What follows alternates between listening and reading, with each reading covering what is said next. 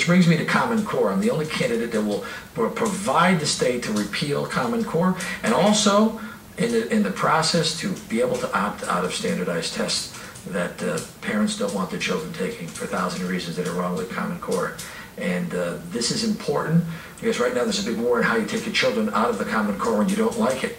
And this is not, I'm not a fair weather person. I've been fighting this since last year, this issue, and I fought many educational policies when I was on town council. What I consider the education cartel. That would be social engineers, think tanks, testing groups, anyone who doesn't really have their feet on the ground where the teacher-student relationship isn't key. All your standardized tests, everything to do with computer programs, software testing, those are assistive. Those cannot be the authority between the teacher and the student. It's the same thing with medicine. I want the doctor-patient relationship to be sacrosanct. Everything should assist that relationship, not dominate it. It doesn't tell human beings what to do. Human beings tell the program what to do. In terms of Common Core, obviously there are a lot of teachers, administrators, and even boards of ed that do not buy into Common Core, but they feel like they're being pressured by the state, and also the state saying we'll buy the federal government. Right. What is the economic incentive to follow through on Common Core? And you're elected governor, how are you going to deal with that? Let's say you tell the Department of Education in D.C., Connecticut is out of here. Take your money and go. Take your money and take your program. We'll create standardized tests at the local level. We'll do that with state oversight, but with parental involvement, with teachers right in the middle of the testing. Because when you rephrase as a teacher, and you have a child, and especially when they're young and they're formative, their minds, and they can't get an answer, and they're taking a test and it's just a cold reality, but you're a teacher and you can assist them to rephrase a question. You know what you can do as a teacher to develop a developing child's mind. These standardized tests are bringing nothing but stress and anxiety. This is all I've heard from parents, from teachers, and from children that are in school. Stress, stress, stress. I think it's 2 years, all the testing with Common Core and the testing that's coming up. Out of 12 years in school, we're going to be up to 2 years pretty soon of your child's time in all K through 12 in testing. 2 full years of testing. Why? Has it added one iota for us to improve our schools? We have to have standards. We have to have tests. We all went through them. But right now, the problem, they're treating the symptoms, the broken families, the children that don't have moms or dads that are home, the overload in the social media, which the kids are on the phones all the time. There's 100 reasons why children, they're much smarter than we were. Our kids are much smarter, yet at the same time they have different challenges that we have. The government, this is experimental education and it's synthetic.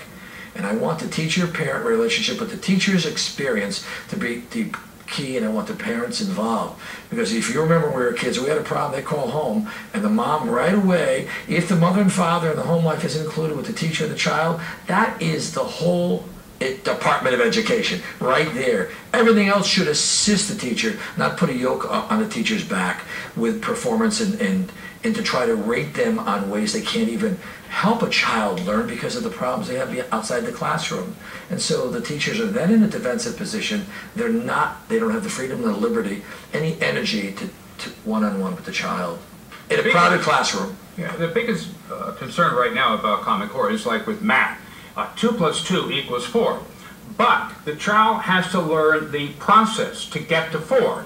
And there are parents from affluent backgrounds who, some of whom really have degrees in math from great universities. They are, with the elementary, with their own children, are very frustrated trying to help them because the process is almost designed to, it's part of that dumbing down. But and I say that it's also to exclude the parental authority. Oh, absolutely. Number one. So and the that's started way back in the 70s. You understand that too. Right. So the parents right now can't help the children.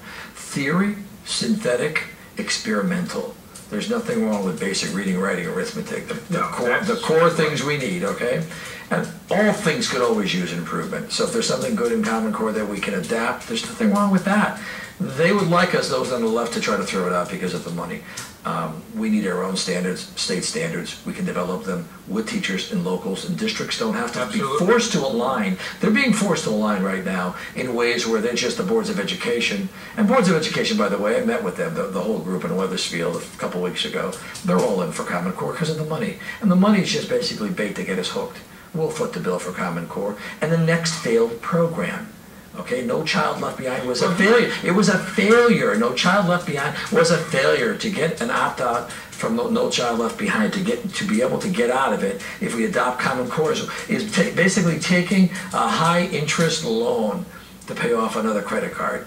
That's all it is. Right. The interesting thing is that the talk has been that in our country there is a real need to help kids become mathematicians, scientists, what have you, so we got to spend more time with math and science. Yet what's going on with Common Core is they're turning people off to math and science. Math you need in order to do science. There's resistance, from what I've gathered from being in the campaign trail. This is where I'm not a teacher, but from what I gathered from teachers, and 4 months ago when we started the process of petitioning, teachers wouldn't stand with us. They now are standing with us, taking photographs with me as a candidate, proud to put their name and their picture out there publicly. There's a resistance. There's an authoritative resistance from the student. The student, not all students are at the same rate. Some mature much quicker. They see something wrong. They don't want to be dictated to. People are very individual now, even children. And so there's a resistance to be forced and to basically to be submissive.